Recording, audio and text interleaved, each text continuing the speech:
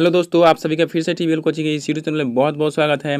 जैसा कि दोस्तों हम लोगों ने सामान्य ज्ञान के टॉप 500 क्वेश्चन को इस वीडियो में हम लोग देख रहे हैं, यानी कि इस पार्ट में देख रहे हैं। तो ये जो पार्ट है आपका सेकंड पार्ट है, जिसमें उसके ऑर्डर यानी कि इसके पहले वाले पार्ट में हम 1 से 25 तक क्वेश्चन देखे थे, और इसमें जो है हम लोग 26 से लेकर 50 तक क्वेश्चन देखेंगे। इसमें भी 25 क्वेश्चन देखेंगे जो कि एग्जाम के व्यू से काफ़ी इंपॉर्टेंट है। और ये जो सेशन है हम लोग ITI प्लस पॉलिटेक्निक पैरामेडिकल के लिए चला रहे हैं, यानी कि इसमें जो है आपका जीके का सेशन जो है आपका काफ़ी इंपॉर्टेंट रहता है। उसमें जो है आपका 50 क्वेश्चन ITI में पूछ लिए जाते हैं जीके से, और उसके बाद पॉलिटेक्निक पैरामेडिकल में जो है 25 क्वेश्चन पूछ लिए जाते हैं। तो आई होप कि आप इस वीडियो को अंत तक देखिएगा। और हाँ दोस्तों, और आप हमारे चैनल पर नए हैं तो प्लीज़ हमारे चैनल को सब्सक्राइब करके बेल आइकन को ऑन कर लीजिएगा, ताकि आने वाले हर वीडियो का नोटिफिकेशन आप तक जाएगा और आप आसानी से हमारे हर वीडियो को देख पाइएगा।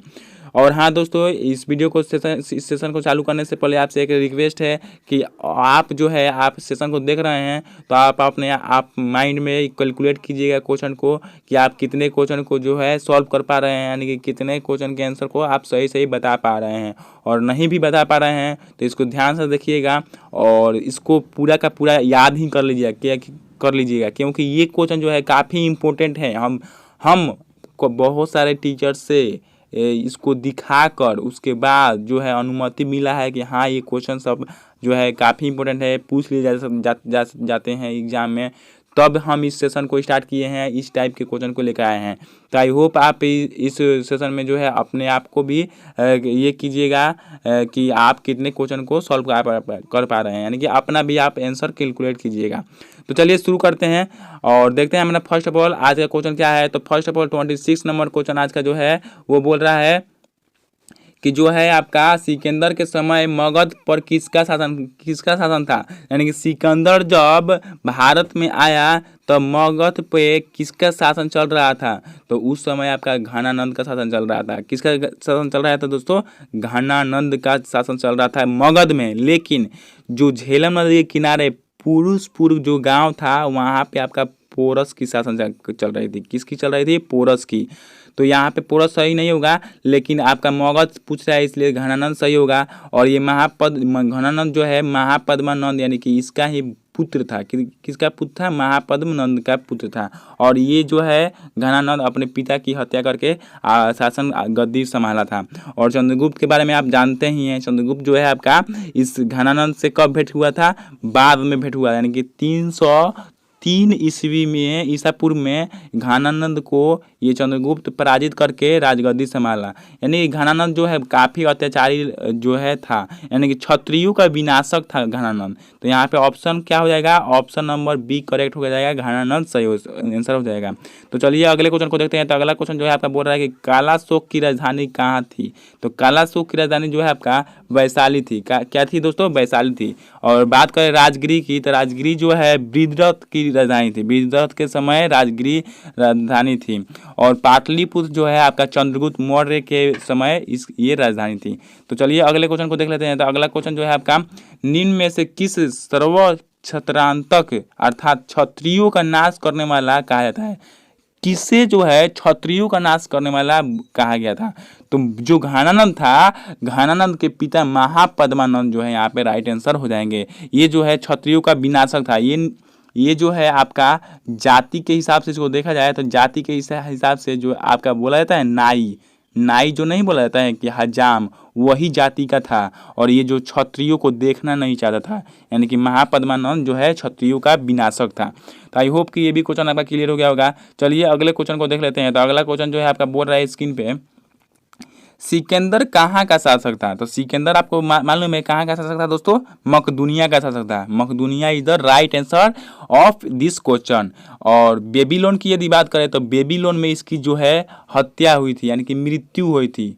मृत्यु भी आप बोल सकते हैं। और हत्या कैसे हुई थी? तो हत्या जब बेबीलोन में ये पहुंचा, इसके सारे सैनिक, काफ़ी अधिक सैनिक रास्ते में ही डेथ कर गए थे, यानी मारे गए थे। तो जो सैनिक मारे गए थे, उन सभी सैनिकों की जो बीवियाँ थी, यानी कि पत्नियां जो थी, उन्होंने मिलकर इस सिकंदर को जो है विनाशक यानी जहर दे दिया।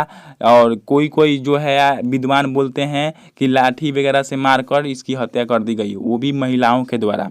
तो आई होप कि ये भी क्वेश्चन आपको समझ में आ गया होगा और इससे कुछ कॉन्सेप्ट आपका क्लियर हो गया होगा। तो चलिए नेक्स्ट क्वेश्चन को देख लेते हैं। तो नेक्स्ट क्वेश्चन जो है आपका बोल रहा है 30 नंबर क्वेश्चन, सिकंदर एवं पोरस के बीच प्रसिद्ध वितस्ता या झेलम का युद्ध जो है कब हुआ था। तो बात करें झेलम का युद्ध, तो झेलम का युद्ध जो है आपका झेलम नदी के किनारे हुआ था और ये सिकंदर और पुरुष के बीच में हुआ था। लेकिन कब हुआ था, जब सिकंदर भारत में प्रवेश किया था 326 ईसा पूर्व यानी कि बीसी में। तो इसी समय ये सिकंदर जो है भारत में प्रवेश किया था। तो ये 326 जो है आपका राइट आंसर हो जाएगा। सिकंदर और पुरुष के बीच लड़ाई 326 ईसा पूर्व में हुआ था। और बात करें 323 में, तो 323 में जो है आपका चंद्रगुप्त ने घनानंद को पराजित कर राजगद्दी संभाला था। तो ये 323 भी आपको याद रखना है। चलिए बढ़ते हैं अगले क्वेश्चन की तरफ। तो अगला क्वेश्चन आपका बोल रहा है कि जैन धर्म के 24वें तीर्थकर कौन थे। तो 24वें तीर्थकर जो है आपका महावीर है। महावीर जो है आपके जैन धर्म के 24वें तीर्थकर है। और बात करें 23वें तीर्थकर की, तो 23वां जो है आपका पार्श्वनाथ है। और बात करें यदि प्रथम यानी कि प्रथम जो है भी आपसे एग्जाम में पूछ लिए जाते हैं, तो प्रथम तीर्थकर जो है आपका क्या हो जाएगा, ऋषभ देव हो जाएंगे। कि कौन होंगे, ऋषभ देव होंगे। तो ऋषभ देव जो है आपका पहले तीर्थकर है। ये भी आपको याद रखना है, ये भी एग्जाम में पूछ लिए जाते हैं क्वेश्चन। तो चलिए अगले क्वेश्चन की तरफ बढ़ते हैं। तो अगला क्वेश्चन जो है आपका बोल रहा है 32 नंबर क्वेश्चन, महावीर ने जैन धर्म में पूर्व से प्रतिपादित 4 महाव्रतों में कौन सा 5वां व्रत जोड़ा था। तो महावीर जो थे वो ब्रह्मचर्य जो है व्रत इसको 5वें धर्म में ऐड किए थे, यानी कि 5वां व्रत के रूप में ब्रह्मचर्य जो है ब्रह्मचर्य को जोड़े थे। आई होप कि ये भी आपको समझ में आ गया होगा। चलिए अगले क्वेश्चन की तरफ बढ़ते हैं। तो अगला क्वेश्चन जो बोल रहा है आपका, जैन धर्म में त्रिरत्न है। जैन धर्म में त्रिरत्न क्या है, श्रद्धा, ज्ञान, आचरण, तीनों है। तो ये ऑप्शन नंबर डी जो है आपका राइट आंसर हो जाएगा। ये तीनों आपको याद रखना है। श्रद्धा, ज्ञान और आचरण जो है जैन धर्म के त्रिरत्न हैं। तो आई होप आपको ये भी क्वेश्चन क्लियर हो गया होगा। चलिए अगले क्वेश्चन को देख लेते हैं। अगला क्वेश्चन जो बोल रहा है कि महावीर ने किस भाषा में उपदेश दिया था। तो महावीर ने जो दिया था उपदेश वो आपका प्राकृत भाषा में दिया था। किस भाषा में दिया था दोस्तों, प्राकृत भाषा में दिया था। तो चलिए अगले क्वेश्चन को देखते हैं। अगला क्वेश्चन जो है आपका बोल रहा है कि महावीर का जन्म कहाँ हुआ था। महावीर का जन्म जो पाटलिपुत्रा में हुआ था। कहाँ दोस्तों हुआ था, पाटलिपुत्रा में महावीर का जन्म हुआ था। तो आई होप कि आपको ये भी समझ में आ गया होगा। चलिए अगले क्वेश्चन की तरफ बढ़ते हैं। तो दोस्तों अगला क्वेश्चन आप देखें स्क्रीन पे। तो अगला क्वेश्चन आप देख सकते हैं, यहाँ पे बोल रहा है कि प्रथम जैन संगति कहाँ आयोजित की गई थी। तो प्रथम जैन संगति जो है आपका भद्रबाहु के नेतृत्व में पाटलिपुत्र में जो है आपका आयोजित की गई थी। तो यहाँ पे ऑप्शन नंबर सी जो है आपका राइट आंसर हो जाएगा। चलिए अगले क्वेश्चन को देख लेते हैं। तो अगला क्वेश्चन जो है 37 नंबर क्वेश्चन बोल रहा है कि महात्मा बुद्ध ने अपना पहला उपदेश कहाँ दिया था। तो महात्मा बुद्ध ने अपना पहला उपदेश जो है सारनाथ में दिया था। इसलिए इस सारनाथ जो है शहर जो है, इस शहर को ज्ञान की नगरी भी कहा जाता है। तो यहाँ पे सारनाथ जो है आपका राइट आंसर हो जाएगा। और बोध गया की बात करें तो बोध गया में जो है आपका इनको ज्ञान की प्राप्ति हुई थी, वो भी पीपल ब्रिज के नीचे। और यदि श्रावस्ती की बात करें तो श्रावस्ती एक जिला है जो है, वहाँ पे जो है चंद्रगुप्त मौर्य के समय यहाँ पे राजधानी बनी थी। यहाँ पे जो है जैन धर्म करवाया गया था। तो आई होप कि ये भी आपको समझ में आ गया होगा। चलिए अगले क्वेश्चन को देखते हैं। तो अगला क्वेश्चन आपका बोल रहा है कि बौद्ध धर्म के त्रिरत्न हैं, यानी कि बौद्ध धर्म के त्रिरत्न कौन थे। आप जैन धर्म के तो देख लिए हैं कि त्रिरत्न कौन कौन होते हैं। यहाँ पे बौद्ध धर्म के देखना है। तो बौद्ध धर्म में बुद्ध भी होता है, संघ भी होता है, धम्म भी होता है। तो यहाँ पे ऑप्शन नंबर डी जो है आपका राइट आंसर हो जाएगा। तो चलिए अगले क्वेश्चन को देख लेते हैं। तो अगला क्वेश्चन 39 नंबर क्वेश्चन बोल रहा है कि महात्मा बुद्ध द्वारा दिए गए प्रथम उपदेश को कहा जाता है। यानी कि महात्मा बुद्ध द्वारा दिए गए प्रथम उपदेश को क्या कहा जाता है। तो वो आपका धर्म चक्र प्रवर्तन कहा जाता है। इसको आपको याद रखना है। ये एग्जाम के व्यू से काफ़ी इंपॉर्टेंट क्वेश्चन है, तो इसको भी आपको याद रखना है। अगले क्वेश्चन को देखते हैं। तो अगला क्वेश्चन 40 नंबर क्वेश्चन बोल रहा है कि बुद्ध के सर्वप्रिय शिष्य थे, यानी बुद्ध के सर्वप्रिय शिष्य कौन थे। तो वो जो है आपका आनंद थे। आनंद, इसको याद रखना है कि सर्वाधिक प्रिय जो है शिष्य आनंद थे। तो आई होप कि ये भी क्वेश्चन आपका क्लियर हो गया। चलिए 41 नंबर क्वेश्चन देखते हैं। तो 41 नंबर क्वेश्चन बोल रहा है कि चंद्रगुप्त मौर्य का प्रधानमंत्री था। तो चंद्रगुप्त मौर्य के प्रधानमंत्री आपका चाणक्य था। इसी ने जो है चंद्रगुप्त मौर्य को शासन गद्दी संभालने में सहायता की थी और घानानंद की हत्या करने में भी सहायता की थी। तो आई होप कि आप ये समझ गए होंगे।